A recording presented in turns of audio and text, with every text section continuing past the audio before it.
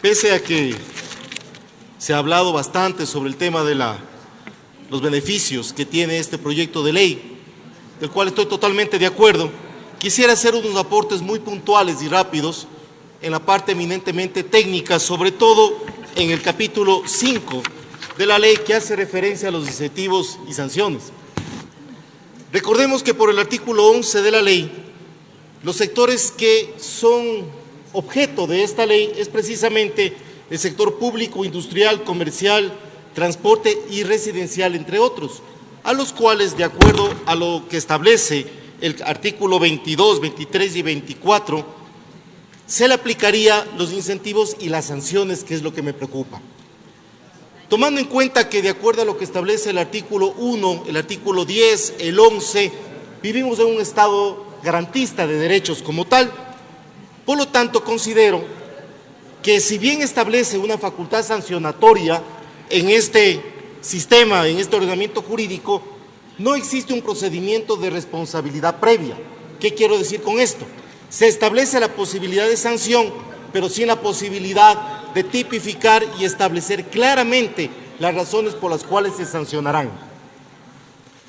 De ahí que lo que recomendaríamos es que en el artículo 23, o mejor dicho, antes del artículo 23, se establezca un procedimiento de responsabilidad, señor presidente y señor presidente de la comisión, donde se establezca claramente la forma de notificación, la forma de ejercer el derecho de defensa de aquellas personas que están siendo sancionadas como tal, porque no lo establece en este caso el proyecto de ley, por cuanto correríamos el riesgo de que podría caerse por inconstitucional, ya que no estábamos garantizando el debido proceso y sobre todo el derecho de defensa del mismo.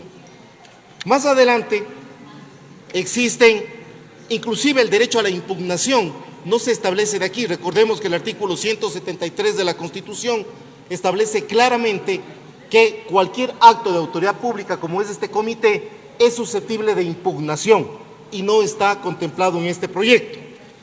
Luego, para ser coherente entre el artículo 24 y el 9.2 existe quizás una antinomia, en el sentido de que en el 9.2 del proyecto de ley se establece claramente que los gobiernos autónomos descentralizados podrán establecer políticas y podrán establecer acciones para llevar a buen término esta ley. Pero resulta que al establecer políticas y acciones, únicamente las sanciones las establecerá el comité, no los municipios. Ahí puede haber una contradicción, por cuanto recomiendo que se revise esa posible antinomia como tal y para guardar coherencia. Y para terminar, señor presidente, tres correcciones, quizás dos correcciones de tipo mecanográfico o tipográfico.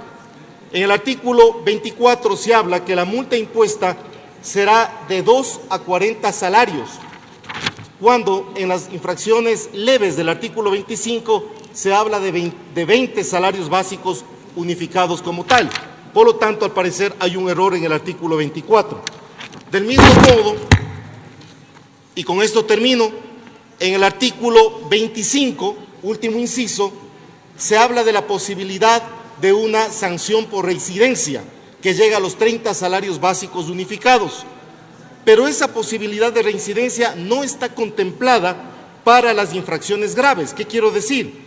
Que en las infracciones catalogadas como graves se establece que la sanción es de 40 salarios, pero no se establece la posibilidad de volver a sancionar en caso de reincidencia, como sí se lo hace en las infracciones leves.